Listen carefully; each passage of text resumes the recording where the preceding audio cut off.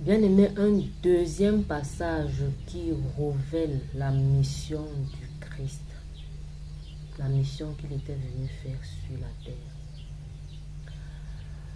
Ce matin, nous parlons du rameau, de ce que la religion appelle la fête des rameaux.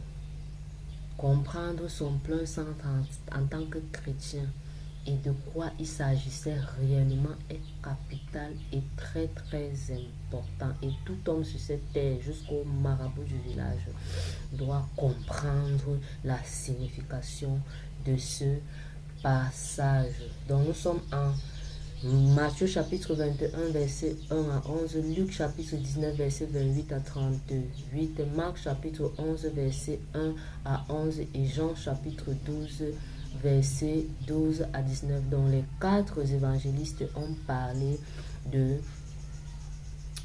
cette étape ou de ce passage, vu son importance, car elle ne concernait pas seulement les Juifs, ni ou seulement la divinité de Christ, ou son humanité uniquement, ça concernait tout homme. C'est pourquoi les quatre ont dû en parler. Donc nous allons lire dans la version Semeur, Marc chapitre 11, à partir du verset 1. Il n'est pas assez long, nous allons le lire.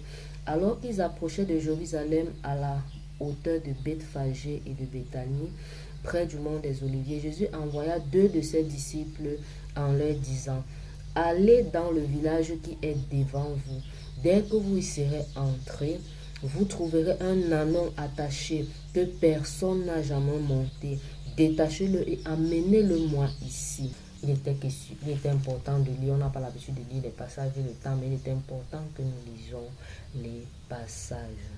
Ce passage révèle également la mission de Jésus qui était de venir rétablir ou établir définitivement la relation avec Dieu et l'homme. Nous voyons les expressions comme que personne n'a jamais monté. On a un ânon que personne n'a jamais monté.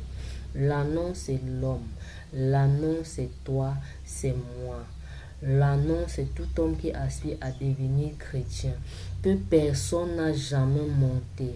La signification spirituelle que personne n'a jamais monté représente l'œuvre que Jésus a fait à la croix. C'est lui seul qui a été capable de le faire. Le livre d'Apocalypse dit lui seul est digne. C'est lui seul qui a été capable d'aller à la croix en tant qu'homme et en tant que Dieu pour mourir pour nous. Donc l'expression que personne n'a jamais monté, c'est l'œuvre que Christ a accomplie à la croix pour toi et pour moi. L'ânon, c'est toi, l'ânon, c'est moi. Le fait qu'on ait mis des vêtements sur l'ânon, sur l'ânesse, afin que Jésus monte, détermine notre nature pécheresse. Notre nature pécheresse. Et le propriétaire qui détenait cet ânon, on allait détacher, c'est l'ennemi, c'est Satan, c'est le diable. Donc voici ce que Jésus est en train de dire à toute l'humanité en ce qui concerne ce passage, cette énigme qu'il a mis en exergue. Jésus est venu substituer notre nature pécheresse qui faisait de nous les esclaves du mal, les fils du diable, en une nature nouvelle qui est la nature de Dieu par le Saint-Esprit qui vit en nous, faisant ainsi de nous non plus les enfants du diable, mais désormais les enfants de Dieu. Comment? Premièrement, en crucifiant cette nature pécheresse-là à la croix par sa mort, et en nous donnant une nouvelle nature, c'est-à-dire la nature de Dieu, par sa résurrection et sa montée au ciel.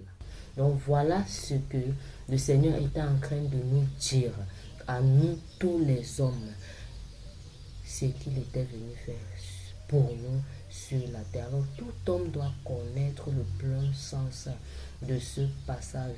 Je disais même jusqu'au marabout du village, tout homme doit connaître ce que Jésus est venu faire et prendre position par rapport à ce que Jésus a fait pour pouvoir en bénéficier.